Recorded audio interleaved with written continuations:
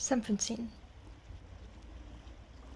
The Danish Language Council defines it as putting the concerns of society higher than one's own interests.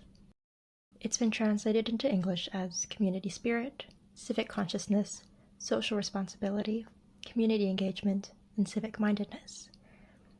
But the word holds so much more meaning than these phrases can grasp. It's difficult to accurately translate because it's related to trust and reciprocity, which are deeply embedded in Danish society and culture. Let's start by taking a look at the word's history. It first appeared in a Danish dictionary in 1936 and was used in the late 1930s at the outset of World War II. Then States Minister Thorvald Stauning used it in his speeches to call for solidarity in the face of the war, but it fell out of use in the following years. The word experienced a resurgence during the COVID-19 outbreak, and today many Danes associate the word with the pandemic. As one Dane remarks, I kind of associate the word with COVID-19 because it got really popular from that. It was about how you should put society before yourself, be responsible, and follow the guidelines to protect everyone. It gave the feeling of community. The Prime Minister of Denmark really gave us a sense of responsibility every time she had a press talk with the word. States Minister Mette Frederiksen first used it in a March 11, 2020 address to the country, urging the population to adhere to COVID-19 regulations. And the word took off from there. Og vi får brug for samfundssind af vores samfundssind, og dermed udvist et fantastisk samfundssind. Vi viser samfundssind i Danmark, men som har vist sig helt uvurderligt, nemlig vores samfundssind. Om at I også udviser samfundssind.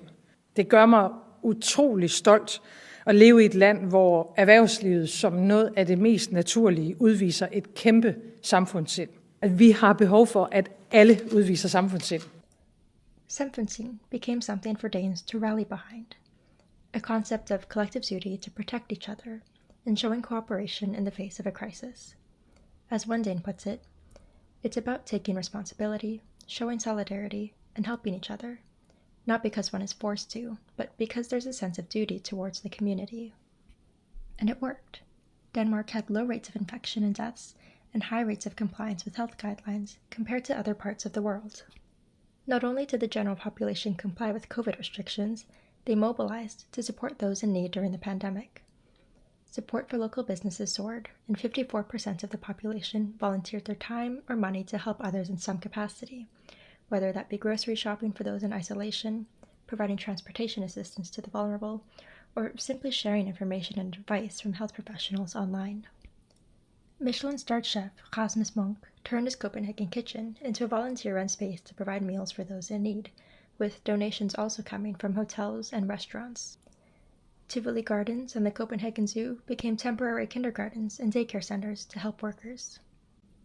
So why did samfundssind take root so seamlessly? It likely has to do with the shared values of trust, reciprocity, and collective benefit that are such foundational parts of Danish society already. With some of the highest levels of social trust in the world, Danes generally believe in the integrity of their government, businesses, and fellow citizens. The unwritten social agreement is simple. I take care of you, and you take care of me. A high degree of trust and low levels of corruption provide assurance that generosity and cooperation will not be exploited, but reciprocated. At its core, samfundssind isn't just about responding to crises. It's about how a society functions every day.